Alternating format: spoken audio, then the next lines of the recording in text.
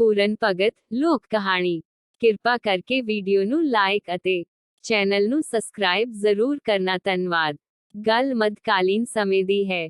ਉਦੋਂ ਨਾਥ ਜੋਗੀਆਂ ਦਾ ਜਨ ਸਾਧਾਰਨ ਦੇ ਜੀਵਨ ਤੇ ਬਹੁਤ ਵੱਡਾ ਪ੍ਰਭਾਵ ਸੀ। ਪੱਛਮੀ ਪੰਜਾਬ ਦੇ ਸਿਆਲਕੋਟ ਦੇ ਇਲਾਕੇ ਤੇ ਰਾਜਾ ਸਲਵਾਨ ਰਾਜ ਕਰਦਾ ਸੀ। ਸਿਆਲਕੋਟ ਉਸ ਦੀ ਰਾਜਧਾਨੀ ਸੀ। ਸਲਵਾਨ ਇੱਕ ਆਸ਼ਿਕ ਮਿਜ਼ਾਜ ਅਤੇ ਮੌਜ ਮਸਤੀ 'ਚ ਰਹਿਣ ਵਾਲਾ ਰਾਜਾ ਸੀ। ਉਹਨੂੰ ਕਿਸੇ ਗੱਲ ਦੀ ਤੋਟ ਨਹੀਂ ਸੀ। ਜੇ ਘਾਟ ਸੀ ਤਾਂ ਇੱਕ ਔਲਾਦ ਦੀ। ਢਲਦੀ ਉਮਰੇ ਬੜੀਆਂ ਮੰਨਤਾਂ ਮੰਨਣ ਮਗਰੋਂ ਉਸ ਦੀ ਰਾਣੀ ਇੱਛਰਾਂ ਦੀ ਕੁੱਖੋਂ ਇੱਕ ਬੱਚੇ ਦਾ ਜਨਮ ਹੋਇਆ, ਜਿਸ ਦਾ ਨਾਂ ਉਹਨਾਂ ਪੂਰਨ ਰੱਖਿਆ।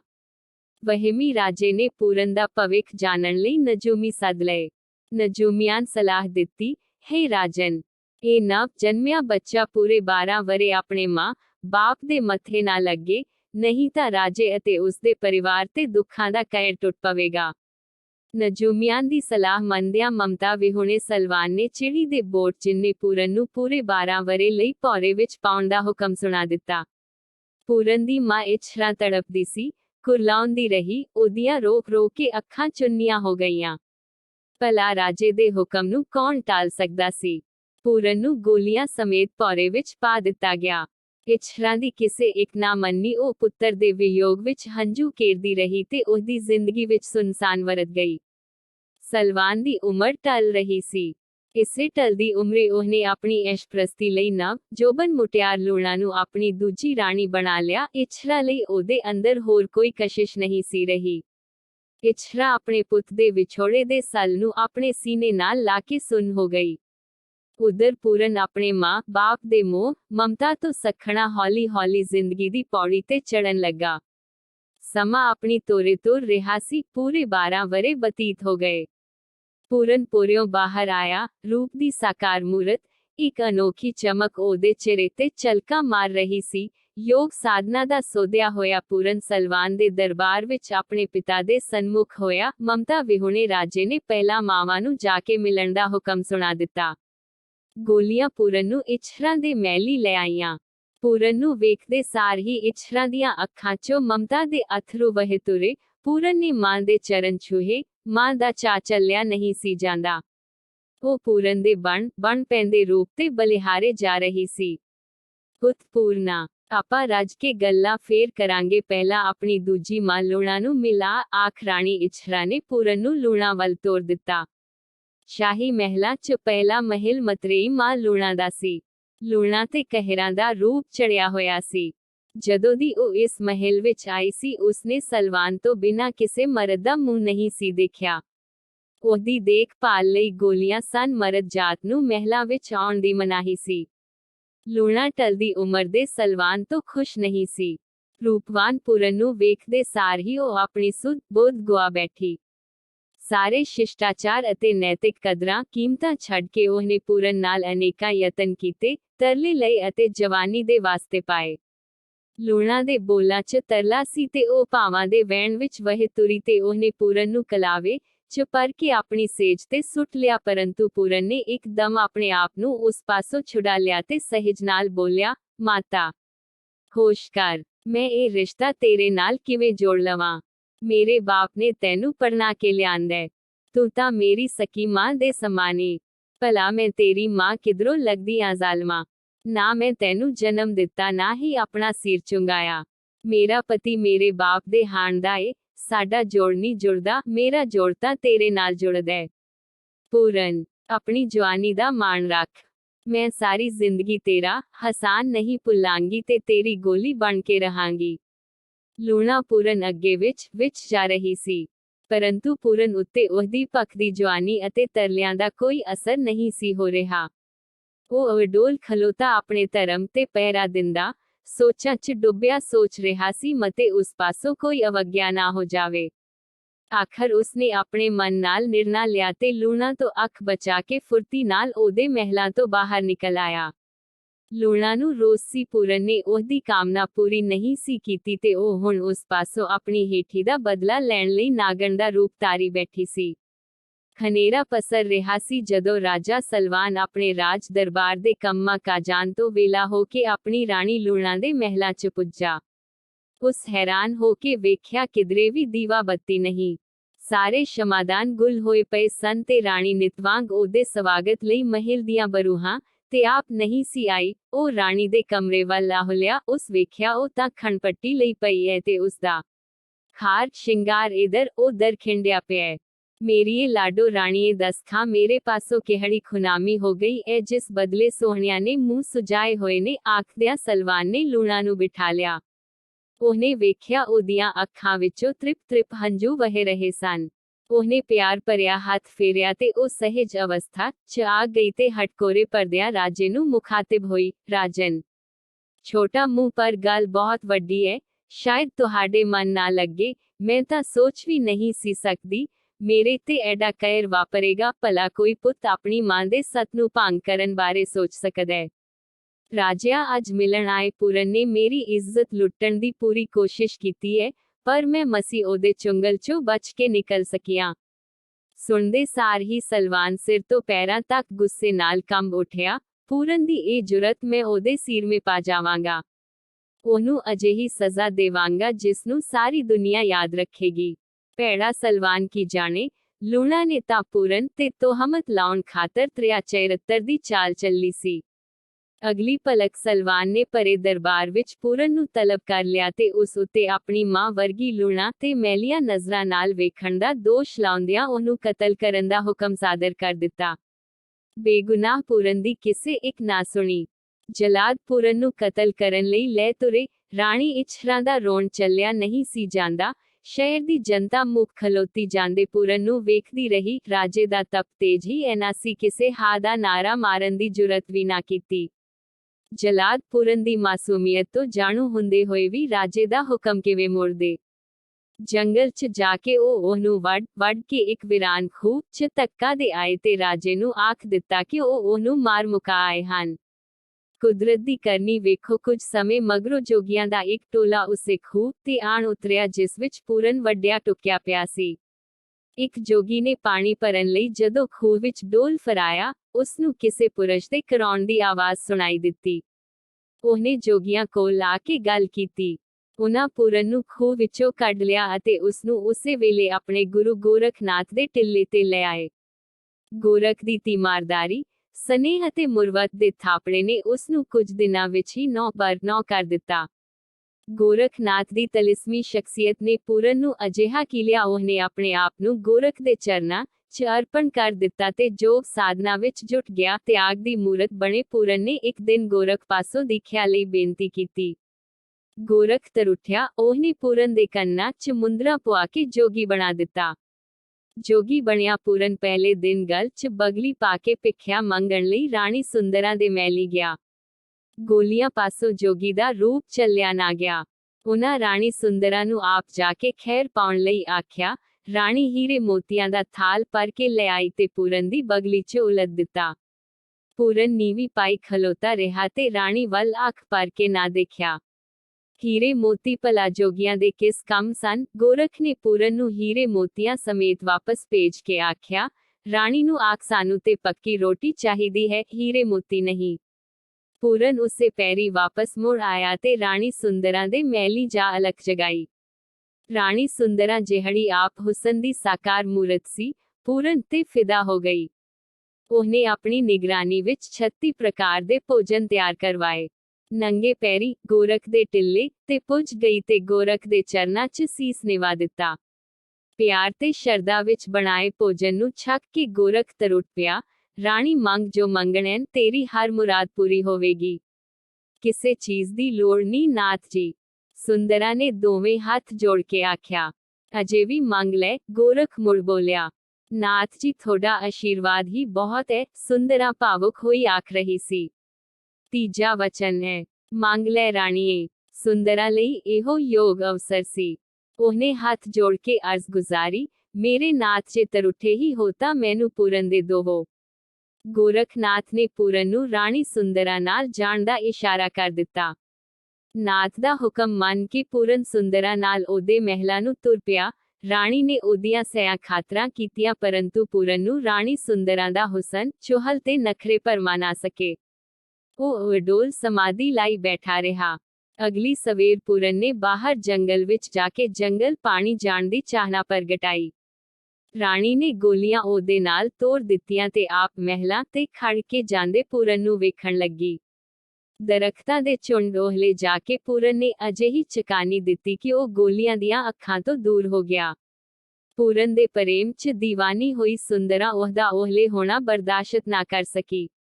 ਗੋਲੀਆਂ ਵਾਪਸ ਪਰਤ ਰਹੀਆਂ ਸਨ। ਕੱਲੀਆਂ ਸੁੰਦਰਾ ਨੇ ਵੇਖਦੇ ਵੇਖਦੇ ਮਹਿਲ ਤੋਂ ਛਾਲ ਮਾਰ ਦਿੱਤੀ ਤੇ ਆਪਣੀ ਜਾਨ ਗਵਾ ਲਈ। ਪੂਰਨ ਜੋਗੀ ਬਣਿਆ, ਜੋਗ ਦਾ ਚਾਨਣ ਵੰਡਦਾ ਵੱਖ-ਵੱਖ ਥਾਵਾਂ ਤੇ ਘੁੰਮਦਾ ਰਿਹਾ। ਸਲਵਾਨ ਨੇ ਤਾਂ ਆਪਣੇ ਵੱਲੋਂ ਪੂਰਨ ਨੂੰ ਮਰਵਾ ਦਿੱਤਾ ਸੀ। ਰਾਣੀ ਇਛਰਾ ਆਪਣੇ ਪੁੱਤ ਦੇ ਵਿਯੋਗ ਵਿੱਚ ਉਂਝ ਹੀ ਆਨੀ ਹੋ ਗਈ ਸੀ ਤੇ ਲੂਣਾ ਦੀ ਕੁੱਖ ਅਜੇ ਤੀਕ ਹਰੀ ਨਹੀਂ ਸੀ ਹੋਈ। ਸਲਵਾਨ ਨੂੰ ਇਸ ਗੱਲ ਦਾ ਫਿਕਰ ਸੀ ਕਿ ਉਹਦੇ ਰਾਜ ਦਾ ਵਾਰਸ ਕੋਈ ਨਹੀਂ। ਘੁੰਮਦਾ ਘੁੰਮਦਾ ਪੂਰਨ ਪੂਰੇ 12 ਵਰੇ ਮਗਰੋਂ ਜੋਗੀ ਦੇ ਭੇਸ ਵਿੱਚ ਆਪਣੇ ਸ਼ਹਿਰ ਸਿਆਲਕੋਟ ਪੁੱਜਾ। ਸ਼ਹਿਰੋਂ ਬਾਹਰ ਉਜੜੇ ਹੋਏ ਬਾਗ ਵਿੱਚ ਉਹਨੇ ਧੂਣਾ ਤਾਪ ਦਿੱਤਾ ਤੇ ਸਮਾਧੀ 'ਚ ਲੀਨ ਹੋ ਗਿਆ। ਪਲਾਂ ਛਿਨਾਨ ਵਿੱਚ ਹੀ ਬਾਗ ਹਰਾ ਭਰਾ ਹੋ ਗਿਆ ਤੇ ਇਸ ਦੀ ਮਹਿਕ ਸਾਰੇ ਵਾਤਾਵਰਣ ਵਿੱਚ ਫੈਲ ਗਈ। ਸ਼ਹਿਰ ਵਿੱਚ ਨਵੇਂ ਜੋਗੀ ਦੀ ਚਰਚਾ ਸ਼ੁਰੂ ਹੋ ਗਈ। ਰਾਜੇ ਦੇ ਕੰਨੀ ਵੀ ਕਰਾਮਤੀ ਜੋਗੀ ਦੀ ਕਨਸੋਅ ਪਈ। ਉਹਨੇ ਆਪਣੀਆਂ ਰਾਣੀਆਂ ਸਮੇਤ ਜੋਗੀ ਪਾਸ ਜਾ ਕੇ ਵਰ ਮੰਗਣ ਦਾ ਫੈਸਲਾ ਕਰ ਲਿਆ। ਸਲਵਾਨ ਰਾਣੀਆਂ ਸਮੇਤ ਧੂਣਾ ਤਪਦੇ ਜੋਗੀ ਪਾਸ ਪੁੱਜ ਗਿਆ। ਪੂਰਨ ਨੇ ਅੱਖੀਆਂ ਖੋਲ ਕੇ ਵੇਖਿਆ, ਉਹਦੇ ਮਾਂ ਬਾਪ ਉਹਦੇ ਸਾਹਮਣੇ ਸਵਾਲੀ ਬਣੇ ਖਲੋਤੇ ਸਨ। ਉਹਨੇ ਸਤਿਕਾਰ ਵਜੋਂ ਉੱਠ ਕੇ ਆਪਣੀ ਮਾਂ ਇਛਰਾਂ ਦੇ ਚਰਨ ਜਾ ਛੂਹੇ। ਉਹਦੀ ਛੂਹ ਪ੍ਰਾਪਤ ਕਰਕੇ ਇਛਰਾਂ ਬੋਲੀ, ਵੇ ਪੁੱਤ ਜੋਗੀਆ, ਤੂੰ ਤਾਂ ਮੇਰਾ ਪੁੱਤ ਪੂਰਨ ਲੱਗਦੈਂ। ਕਹਿੰਦੇ ਹਨ ਆਪਣੇ ਪੁੱਤ ਪੂਰਨ ਦੀ ਛੂਹ ਪ੍ਰਾਪਤ ਕਰਦੇ ਹੀ ਇਛਰਾਂ ਦੀਆਂ ਅੱਖਾਂ ਵਿੱਚ ਮੁੜ ਜੋਤ ਪਰਤ ਆਈ ਅਤੇ ਉਹਦੀਆਂ ਛਾਤੀਆਂ ਵਿੱਚੋਂ ਮਮਤਾ ਦਾ ਦੁੱਧ ਛਲਕ ਪਿਆ। ਪੂਰਨ ਦੇ ਮੁਖੜੇ ਤੇ ਅਨੂਠੇ ਜਮਾਲ ਸੀ। ਸਲਵਾਨ ਸੁੰਨ ਹੋਇਆ ਖੜੋਤਾ ਸੀ। ਉਸ ਦੇ ਬੁੱਲ ਫਰਕ ਰਹੇ ਸਨ ਪਰੰਤੂ ਬੋਲਾਂ ਦਾ ਰੂਪ ਨਹੀਂ ਸੀ ਧਾਰ ਰਹੇ। ਲੂਣਾ ਨੇ ਬੜੀ ਅਧੀਨਗੀ ਨਾਲ ਬੇਨਤੀ ਕੀਤੀ, ਜੋਗੀ ਜੀ, ਸਾਡੇ ਤੇ ਦਇਆ ਕਰੋ। ਰਾਜੇ ਨੂੰ ਇੱਕ ਪੁੱਤਰ ਦੀ ਦਾਤ ਬਖਸ਼ੋ। ਪੁੱਤ ਤਾਂ ਰਾਜੇ ਦਾ ਹੈਗਾ, ਹੋਰ ਪੁੱਤ ਦੀ ਕੀ ਲੋੜ ਹੈ? ਜੋਗੀ ਬੁੱਲੀਆਂ 'ਚ ਮੁਸਕਰਾਇਆ। ਜੋਗੀ ਜੀ, ਪੁੱਤ ਮੇਰਾ ਹੈ ਨਹੀਂ, ਹੈ ਸੀ, ਪਰ ਕੁਕਰਮ ਕਰਕੇ ਇਸ ਦੁਨੀਆ 'ਚ ਨਹੀਂ ਰਿਹਾ। ਐਨਾ ਆਖ ਰਾਜੇ ਦਾ ਗਲਾ ਪਰ ਆਇਆ। ਲੂਣਾ ਦੇ ਸਬਰ ਦਾ ਪਿਆਲਾ ਵੀ ਛਲਕ ਪਿਆ। ਉਹਦੀਆਂ ਅੱਖੀਆਂ 'ਚੋਂ ਪਛਤਾਵੇ ਦੇ ਹੰਝੂ ਵਹਿ ਤੁਰੇ। ਜੋਗੀ ਦੇ ਮਸਤਕ ਦਾ ਤੇਜ਼ ਹੀ ਐਨਾ ਸੀ ਕਿ ਉਸਨੇ ਆਪਣੇ ਜੁਰਮ ਦਾ ਇਕਬਾਲ ਕਰਦਿਆਂ ਆਖਿਆ, ਜੋਗੀ ਜੀ, ਕਸੂਰ ਤਾਂ ਮੇਰਾ ਹੀ ਹੈ। ਮੇਰੇ ਪਾਸੋਂ ਪੂਰਨ ਦੇ ਹੁਸਨ ਦੀ ਚਾਲ ਚੱਲੀ ਨਹੀਂ ਸੀ ਗਈ, ਮੈਂ ਡੋਲ ਗਈ ਸਾਂ। ਉਹਦਾ ਕੋਈ ਕਸੂਰ ਨਹੀਂ ਸੀ, ਮੈਂ ਹੀ ਉਸ ਤੇ ਝੂਠੀ ਤੋਹਮਤ ਲਾਈ ਸੀ। ਇਹ ਸੁਣਦੇ ਸਾਰ ਹੀ ਸਲਵਾਨ ਨੇ ਮਿਆਨ ਵਿੱਚੋਂ ਤਲਵਾਰ ਤੋਂ ਲਈ ਤੇ ਲੂਣਾ ਦਾ ਗਾਟਾ ਲਾਹੁਣ ਲਈ ਬਾਂਹ ਉਲਾਰੀ। ਪੂਰਨ ਨੇ ਫੁਰਤੀ ਨਾਲ ਰਾਜੇ ਦੀ ਬਾਂਹ ਫੜ ਲਈ ਤੇ ਆਖਿਆ, ਇਹਨੂੰ ਖਿਮਾ ਕਰ ਦੇਵੋ, ਤੁਹਾਡਾ ਪੁੱਤ ਜਿਉਂਦਾ ਹੈ, ਮੈਂ ਹੀ ਹਾਂ ਤੁਹਾਡਾ ਪੁੱਤ ਪੂਰਨ। ਵੈਰਾਗ ਦੇ ਹੰਝੂ ਵਹਿ ਤੁਰੇ। ਇਛਰਾਂ, ਲੂਣਾ ਤੇ ਸਲਵਾਨ ਪੂਰਨ ਨੂੰ ਚੁੰਮਦੇ ਚੁੰਮਦੇ ਵਿਸਮਾਦੀ ਅਵਸਥਾ ਵਿੱਚ ਪੁੱਜ ਗਏ। ਉਹਨਾਂ ਨੇ ਪੂਰਨ ਨੂੰ ਆਪਣੇ ਮਹਿਲੀਂ ਚੱਲਣ ਲਈ ਆਖਿਆ, ਪਰੰਤੂ ਪੂਰਨ ਨੇ ਉਹਨਾਂ ਨਾਲ ਜਾਣ ਤੋਂ ਸਾਫ਼ ਇਨਕਾਰ ਕਰ ਦਿੱਤਾ। ਰਾਜ ਭਾਗ ਉਸ ਲਈ ਮਿੱਟੀ ਦੇ ਸਮਾਨ ਸੀ। ਉਹ ਤਾਂ ਸਭ ਕੁਝ ਤਿਆਗ ਚੁੱਕਾ ਸੀ।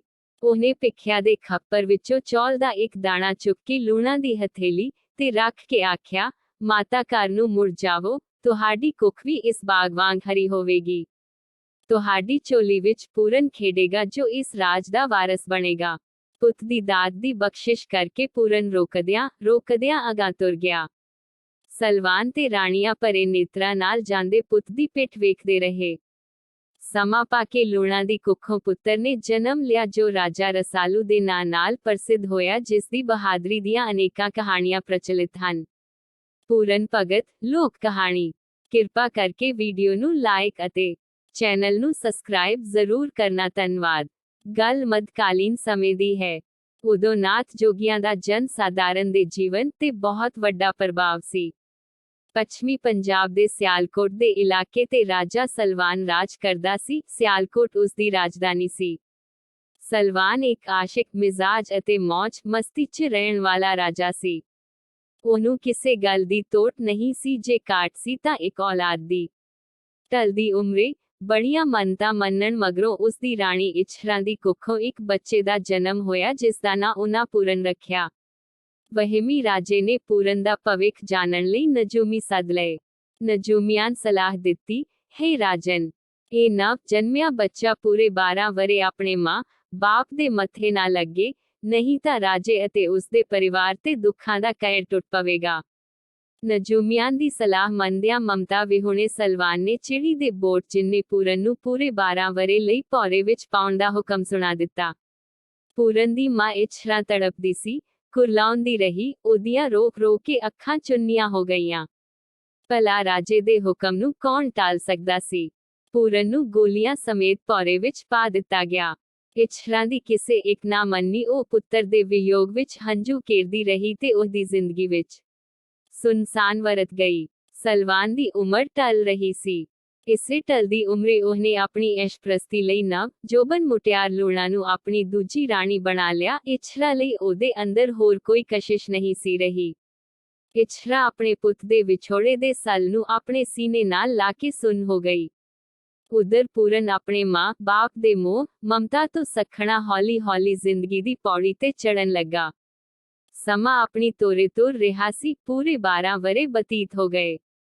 ਪੂਰਨ ਪੂਰਿਓਂ ਬਾਹਰ ਆਇਆ, ਰੂਪ ਦੀ ਸਾਕਾਰ ਮੂਰਤ, ਇੱਕ ਅਨੋਖੀ ਚਮਕ ਉਹਦੇ ਚਿਹਰੇ ਤੇ ਝਲਕਾਂ ਮਾਰ ਰਹੀ ਸੀ। ਯੋਗ ਸਾਧਨਾ ਦਾ ਸੋਧਿਆ ਹੋਇਆ ਪੂਰਨ ਸਲਵਾਨ ਦੇ ਦਰਬਾਰ ਵਿੱਚ ਆਪਣੇ ਪਿਤਾ ਦੇ ਸਨਮੁਖ ਹੋਇਆ। ਮਮਤਾ ਵਿਹੁਣੇ ਰਾਜੇ ਨੇ ਪਹਿਲਾਂ ਮਾਵਾਂ ਨੂੰ ਜਾ ਕੇ ਮਿਲਣ ਦਾ ਹੁਕਮ ਸੁਣਾ ਦਿੱਤਾ। ਗੋਲੀਆਂ ਪੂਰਨ ਨੂੰ ਇਛਰਾਂ ਦੇ ਮਹਿਲੀਂ ਲੈ ਆਈਆਂ। ਪੂਰਨ ਨੂੰ ਵੇਖਦੇ ਸਾਰ ਹੀ ਇਛਰਾਂ ਦੀਆਂ ਅੱਖਾਂ 'ਚੋਂ ਮਮਤਾ ਦੇ ਅਥਰੂ ਵਹੇ ਤੁਰੇ। ਪੂਰਨ ਨੇ ਮਾਂ ਦੇ ਚਰਨ ਛੂਹੇ। ਮਾਂ ਦਾ ਚਾਅ ਚੱਲਿਆ ਨਹੀਂ ਸੀ ਜਾਂਦਾ। ਉਹ ਪੂਰਨ ਦੇ ਬਣ ਪੈਂਦੇ ਰੂਪ ਤੇ ਬਲਿਹਾਰੇ ਜਾ ਰਹੀ ਸੀ। ਪੁੱਤ ਪੂਰਨਾ, ਆਪਾਂ ਰੱਜ ਕੇ ਗੱਲਾਂ ਫੇਰ ਕਰਾਂਗੇ, ਪਹਿਲਾਂ ਆਪਣੀ ਦੂਜੀ ਮਾਂ ਲੂਣਾ ਨੂੰ ਮਿਲਾ, ਆਖ ਰਾਣੀ ਇਛਰਾਂ ਨੇ ਪੂਰਨ ਨੂੰ ਲੂਣਾ ਵੱਲ ਤੋਰ ਦਿੱਤਾ। ਸ਼ਾਹੀ ਮਹਿਲਾਂ 'ਚ ਪਹਿਲਾ ਮਹਿਲ ਮਤਰੇਈ ਮਾਂ ਲੂਣਾ ਦਾ ਸੀ। ਲੂਣਾ ਤੇ ਕਹਿਰਾਂ ਦਾ ਰੂਪ ਚੜਿਆ ਹੋਇਆ ਸੀ। ਜਦੋਂ ਦੀ ਉਹ ਇਸ ਮਹਿਲ ਵਿੱਚ ਆਈ ਸੀ, ਉਸਨੇ ਸਲਵਾਨ ਤੋਂ ਬਿਨਾਂ ਕਿਸੇ ਮਰਦ ਦਾ ਮੂੰਹ ਨਹੀਂ ਸੀ ਦੇਖਿਆ। ਉਹਦੀ ਦੇਖਭਾਲ ਲਈ ਗੋਲੀਆਂ ਸਨ। ਮਰਦ ਜਾਤ ਨੂੰ ਮਹਿਲਾਂ ਵਿੱਚ ਆਉਣ ਦੀ ਮਨਾਹੀ ਸੀ। ਲੂਣਾ ਟਲਦੀ ਉਮਰ ਦੇ ਸਲਵਾਨ ਤੋਂ ਖੁਸ਼ ਨਹੀਂ ਸੀ। ਰੂਪਵਾਨ ਪੂਰਨ ਨੂੰ ਵੇਖਦੇ ਸਾਰ ਹੀ ਉਹ ਆਪਣੀ ਸੁੱਧ ਬੁੱਧ ਗੁਆ ਬੈਠੀ। ਸਾਰੇ ਸ਼ਿਸ਼ਟਾਚਾਰ ਅਤੇ ਨੈਤਿਕ ਕਦਰਾਂ ਕੀਮਤਾਂ ਛੱਡ ਕੇ ਉਹਨੇ ਪੂਰਨ ਨਾਲ ਅਨੇਕਾਂ ਯਤਨ ਕੀਤੇ, ਤਰਲੇ ਲਏ ਅਤੇ ਜਵਾਨੀ ਦੇ ਵਾਸਤੇ ਪਾਏ। ਲੂਣਾ ਦੇ ਬੋਲਾਂ 'ਚ ਤਰਲਾ ਸੀ ਤੇ ਉਹ ਭਾਵਾਂ ਦੇ ਵਹਿਣ ਵਿੱਚ ਵਹੇ ਤੁਰੀ ਤੇ ਉਹਨੇ ਪੂਰਨ ਨੂੰ ਕਲਾਵੇ 'ਚ ਪਰ ਕੇ ਆਪਣੀ ਸੇਜ ਤੇ ਸੁੱਟ ਲਿਆ। ਪਰੰਤੂ ਪੂਰਨ ਨੇ ਇੱਕਦਮ ਆਪਣੇ ਆਪ ਨੂੰ ਉਸ ਪਾਸੋਂ ਛੁਡਾ ਲਿਆ ਤੇ ਸਹਿਜ ਨਾਲ ਬੋਲਿਆ, ਮਾਤਾ ਹੋਸ਼ ਕਰ, ਮੈਂ ਇਹ ਰਿਸ਼ਤਾ ਤੇਰੇ ਨਾਲ ਕਿਵੇਂ ਜੋੜ ਲਵਾਂ। ਮੇਰੇ ਬਾਪ ਨੇ ਤੈਨੂੰ ਪੜਨਾ ਕੇ ਲਿਆਂਦਾ, ਤੂੰ ਤਾਂ ਮੇਰੀ ਸਕੀ ਮਾਂ ਦੇ ਸਮਾਨ ਏ। ਭਲਾ ਮੈਂ ਤੇਰੀ ਮਾਂ ਕਿਧਰੋਂ ਲੱਗਦੀ ਆਂ ਜ਼ਾਲਮਾ। ਨਾ ਮੈਂ ਤੈਨੂੰ ਜਨਮ ਦਿੱਤਾ, ਨਾ ਹੀ ਆਪਣਾ ਸਿਰ ਚੁੰਗਾਇਆ। ਮੇਰਾ ਪਤੀ ਮੇਰੇ ਬਾਪ ਦੇ ਹਾਣ ਦਾ ਏ, ਸਾਡਾ ਜੋੜ ਨਹੀਂ ਜੁੜਦਾ, ਮੇਰਾ ਜੋੜ ਤਾਂ ਤੇਰੇ ਨਾਲ ਜੁੜਦਾ ਹੈ। ਪੂਰਨ, ਆਪਣੀ ਜਵਾਨੀ ਦਾ ਮਾਣ ਰੱਖ। ਮੈਂ ਸਾਰੀ ਜ਼ਿੰਦਗੀ ਤੇਰਾ ਹਸਾਨ ਨਹੀਂ ਭੁੱਲਾਂਗੀ ਤੇ ਤੇਰੀ ਗੋਲੀ ਬਣ ਕੇ ਰਹਾਂਗੀ। ਲੂਣਾ ਪੂਰਨ ਅੱਗੇ ਵਿੱਚ ਜਾ ਰਹੀ ਸੀ, ਪਰੰਤੂ ਪੂਰਨ ਉੱਤੇ ਉਹਦੀ ਭਖਦੀ ਜਵਾਨੀ ਅਤੇ ਤਰਲਿਆਂ ਦਾ ਕੋਈ ਅਸਰ ਨਹੀਂ ਸੀ ਹੋ ਰਿਹਾ। ਉਹ ਅਡੋਲ ਖਲੋਤਾ ਆਪਣੇ ਧਰਮ ਤੇ ਪਹਿਰਾ ਦਿੰਦਾ, ਸੋਚਾਂ 'ਚ ਡੁੱਬਿਆ ਸੋਚ ਰਿਹਾ ਸੀ ਮਤੇ ਉਸ ਪਾਸੋਂ ਕੋਈ ਅਵਗਿਆ ਨਾ ਹੋ ਜਾਵੇ। ਆਖਰ ਉਸਨੇ ਆਪਣੇ ਮਨ ਨਾਲ ਨਿਰਣਾ ਲਿਆ ਤੇ ਲੂਣਾ ਤੋਂ ਅੱਖ ਬਚਾ ਕੇ ਫੁਰਤੀ ਨਾਲ ਉਹਦੇ ਮਹਿਲਾਂ ਤੋਂ ਬਾਹਰ ਨਿਕਲ ਆਇਆ। ਲੂਣਾ ਨੂੰ ਰੋਸ ਸੀ ਪੂਰਨ ਨੇ ਉਹਦੀ ਕਾਮਨਾ ਪੂਰੀ ਨਹੀਂ ਸੀ ਕੀਤੀ ਤੇ ਉਹ ਹੁਣ ਉਸ ਪਾਸੋਂ ਆਪਣੀ ਹੇਠੀ ਦਾ ਬਦਲਾ ਲੈਣ ਲਈ ਨਾਗਣ ਦਾ ਰੂਪ ਧਾਰੀ ਬੈਠੀ ਸੀ। ਹਨੇਰਾ ਪਸਰ ਰਿਹਾ ਸੀ ਜਦੋਂ ਰਾਜਾ ਸਲਵਾਨ ਆਪਣੇ ਰਾਜ ਦਰਬਾਰ ਦੇ ਕੰਮਾਂ ਕਾਜਾਂ ਤੋਂ ਵੇਲਾ ਹੋ ਕੇ ਆਪਣੀ ਰਾਣੀ ਲੂਣਾ ਦੇ ਮਹਿਲਾਂ 'ਚ ਪੁੱਜਾ। ਉਸ ਹੈਰਾਨ ਹੋ ਕੇ ਵੇਖਿਆ ਕਿਧਰੇ ਵੀ ਦੀਵਾ ਬੱਤੀ ਨਹੀਂ।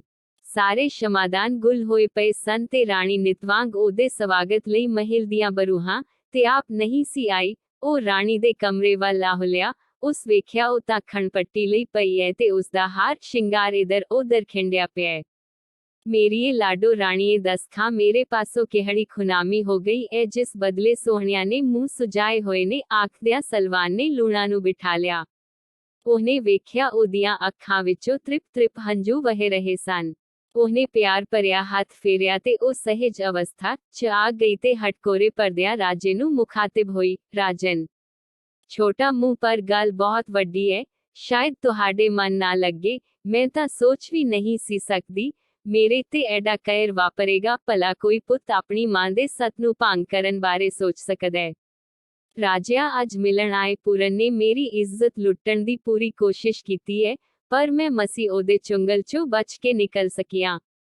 ਸੁਣਦੇ ਸਾਰ ਹੀ ਸਲਵਾਨ ਸਿਰ ਤੋਂ ਪੈਰਾਂ ਤੱਕ ਗੁੱਸੇ ਨਾਲ ਕੰਬ ਉੱਠਿਆ। ਪੂਰਨ ਦੀ ਇਹ ਜੁਰਤ, ਮੈਂ ਉਹਦੇ ਸਿਰਮੇ ਪਾ ਜਾਵਾਂਗਾ। ਉਹਨੂੰ ਅਜਿਹੀ ਸਜ਼ਾ ਦੇਵਾਂਗਾ ਜਿਸ ਨੂੰ ਸਾਰੀ ਦੁਨੀਆ ਯਾਦ ਰੱਖੇਗੀ।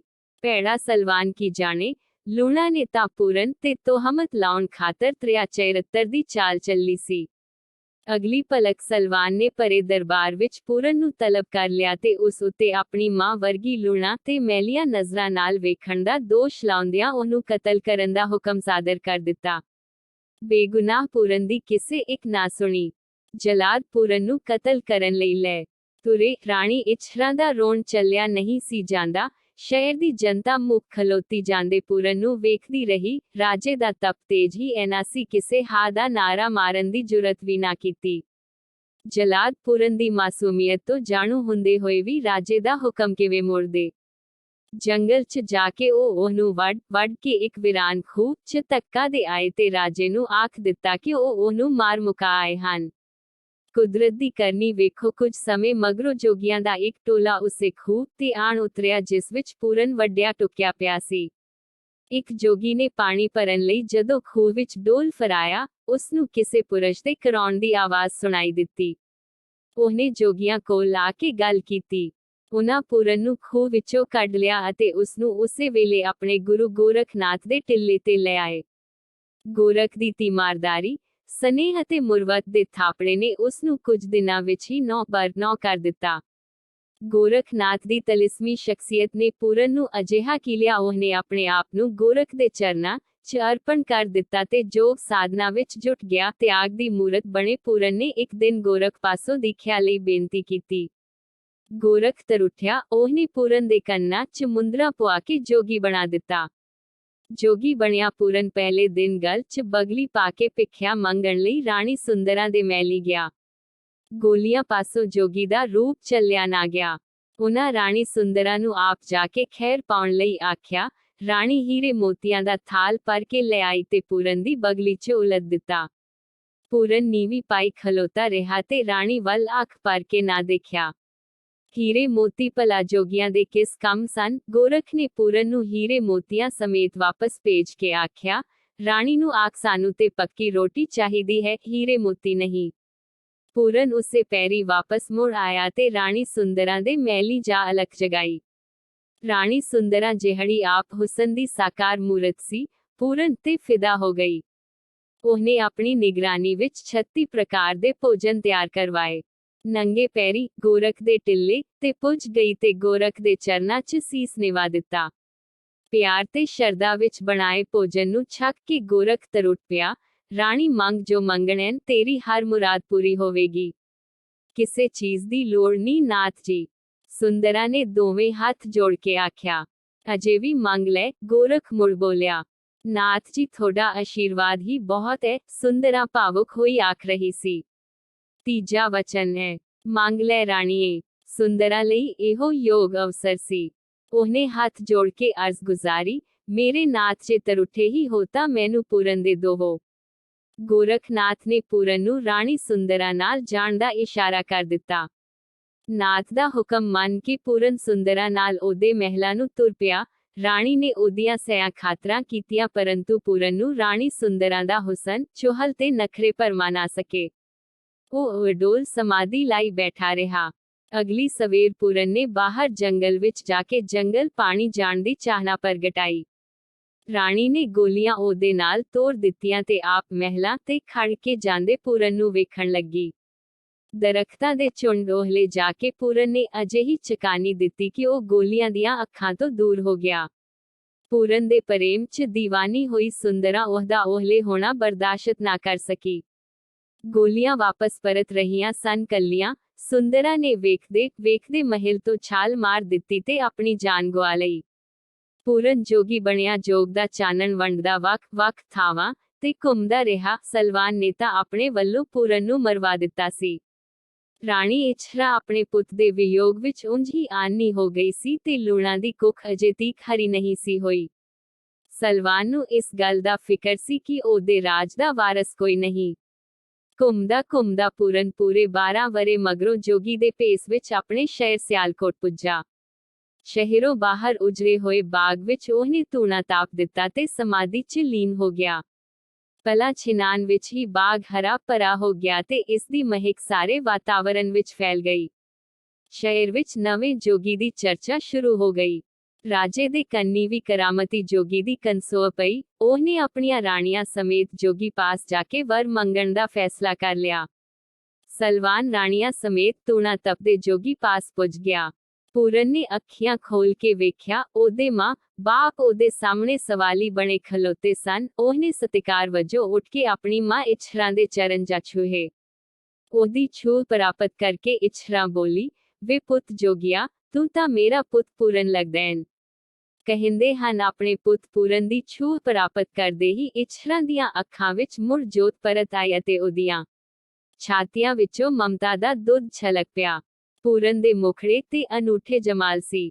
ਸਲਵਾਨ ਸੁੰਨ ਹੋਇਆ ਖੜੋਤਾ ਸੀ। ਉਸ ਦੇ ਬੁੱਲ ਫਰਕ ਰਹੇ ਸਨ ਪਰੰਤੂ ਬੋਲਾਂ ਦਾ ਰੂਪ ਨਹੀਂ ਸੀ ਧਾਰ ਰਹੇ। ਲੂਣਾ ਨੇ ਬੜੀ ਅਧੀਨਗੀ ਨਾਲ ਬੇਨਤੀ ਕੀਤੀ, ਜੋਗੀ ਜੀ, ਸਾਡੇ ਤੇ ਦਇਆ ਕਰੋ। ਰਾਜੇ ਨੂੰ ਇੱਕ ਪੁੱਤਰ ਦੀ ਦਾਤ ਬਖਸ਼ੋ। ਪੁੱਤ ਤਾਂ ਰਾਜੇ ਦਾ ਹੈਗਾ, ਹੋਰ ਪੁੱਤ ਦੀ ਕੀ ਲੋੜ ਹੈ? ਜੋਗੀ ਬੁੱਲੀਆਂ 'ਚ ਮੁਸਕਰਾਇਆ। ਜੋਗੀ ਜੀ, ਪੁੱਤ ਮੇਰਾ ਹੈ ਨਹੀਂ, ਹੈ ਸੀ, ਪਰ ਕੁਕਰਮ ਕਰਕੇ ਇਸ ਦੁਨੀਆ 'ਚ ਨਹੀਂ ਰਿਹਾ। ਐਨਾ ਆਖ ਰਾਜੇ ਦਾ ਗਲਾ ਭਰ ਆਇਆ। ਲੂਣਾ ਦੇ ਸਬਰ ਦਾ ਪਿਆਲਾ ਵੀ ਛਲਕ ਪਿਆ। ਉਹਦੀਆਂ ਅੱਖੀਆਂ 'ਚੋਂ ਪਛਤਾਵੇ ਦੇ ਹੰਝੂ ਵਹਿ ਤੁਰੇ।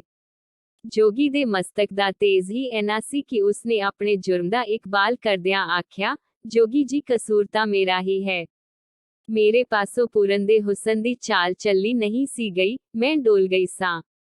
ਉਹਦਾ ਕੋਈ ਕਸੂਰ ਨਹੀਂ ਸੀ, ਮੈਂ ਹੀ ਉਸ ਤੇ ਝੂਠੀ ਤੋਹਮਤ ਲਾਈ ਸੀ। ਇਹ ਸੁਣਦੇ ਸਾਰ ਹੀ ਸਲਵਾਨ ਨੇ ਮਿਆਨ ਵਿੱਚੋਂ ਤਲਵਾਰ ਤੋਂ ਲਈ ਤੇ ਲੂਣਾ ਦਾ ਗਾਟਾ ਲਾਹੁਣ ਲਈ ਬਾਂਹ ਉਲਾਰੀ। ਪੂਰਨ ਨੇ ਫੁਰਤੀ ਨਾਲ ਰਾਜੇ ਦੀ ਬਾਂਹ ਫੜ ਲਈ ਤੇ ਆਖਿਆ, ਇਹਨੂੰ ਖਿਮਾ ਕਰ ਦੇਵੋ, ਤੁਹਾਡਾ ਪੁੱਤ ਜਿਉਂਦਾ ਹੈ, ਮੈਂ ਹੀ ਹਾਂ ਤੁਹਾਡਾ ਪੁੱਤ ਪੂਰਨ। ਵੈਰਾਗ ਦੇ ਹੰਝੂ ਵਹਿ ਤੁਰੇ। ਇਛਰਾਂ, ਲੂਣਾ ਤੇ ਸਲਵਾਨ ਪੂਰਨ ਨੂੰ ਚੁੰਮਦੇ ਵਿਸਮਾਦੀ ਅਵਸਥਾ ਵਿੱਚ ਪੁੱਜ ਗਏ। ਉਹਨਾਂ ਨੇ ਪੂਰਨ ਨੂੰ ਆਪਣੇ ਮਹਿਲੀਂ ਚੱਲਣ ਲਈ ਆਖਿਆ, ਪਰੰਤੂ ਪੂਰਨ ਨੇ ਉਹਨਾਂ ਨਾਲ ਜਾਣ ਤੋਂ ਸਾਫ਼ ਇਨਕਾਰ ਕਰ ਦਿੱਤਾ। ਰਾਜ ਭਾਗ ਉਸ ਲਈ ਮਿੱਟੀ ਦੇ ਸਮਾਨ ਸੀ। ਉਹ ਤਾਂ ਸਭ ਕੁਝ ਤਿਆਗ ਚੁੱਕਾ ਸੀ। ਉਹਨੇ ਭਿੱਖਿਆ ਦੇ ਖੱਪਰ ਵਿੱਚੋਂ ਚੌਲ ਦਾ ਇੱਕ ਦਾਣਾ ਚੁੱਕ ਕੇ ਲੂਣਾ ਦੀ ਹਥੇਲੀ ਤੇ ਰੱਖ ਕੇ ਆਖਿਆ, ਮਾਤਾ ਘਰ ਨੂੰ ਮੁੜ ਜਾਵੋ, ਤੁਹਾਡੀ ਕੁੱਖ ਵੀ ਇਸ ਬਾਗ ਵਾਂਗ ਹਰੀ ਹੋਵੇਗੀ। ਤੁਹਾਡੀ ਝੋਲੀ ਵਿੱਚ ਪੂਰਨ ਖੇਡੇਗਾ ਜੋ ਇਸ ਰਾਜ ਦਾ ਵਾਰਸ ਬਣੇਗਾ। ਪੁੱਤ ਦੀ ਦਾਤ ਦੀ ਬਖਸ਼ਿਸ਼ ਕਰਕੇ ਪੂਰਨ ਰੋਕਦਿਆਂ ਅਗਾਂਹ ਤੁਰ ਗਿਆ। ਸਲਵਾਨ ਤੇ ਰਾਣੀਆਂ ਭਰੇ ਨੇਤਰਾਂ ਨਾਲ ਜਾਂਦੇ ਪੁੱਤ ਦੀ ਪਿੱਠ ਵੇਖਦੇ ਰਹੇ। ਸਮਾਂ ਪਾ ਕੇ ਲੂਣਾ ਦੀ ਕੁੱਖੋਂ ਪੁੱਤਰ ਨੇ ਜਨਮ ਲਿਆ ਜੋ ਰਾਜਾ ਰਸਾਲੂ ਦੇ ਨਾਂ ਨਾਲ ਪ੍ਰਸਿੱਧ ਹੋਇਆ, ਜਿਸ ਦੀ ਬਹਾਦਰੀ ਦੀਆਂ ਅਨੇਕਾਂ ਕਹਾਣੀਆਂ ਪ੍ਰਚਲਿਤ ਹਨ।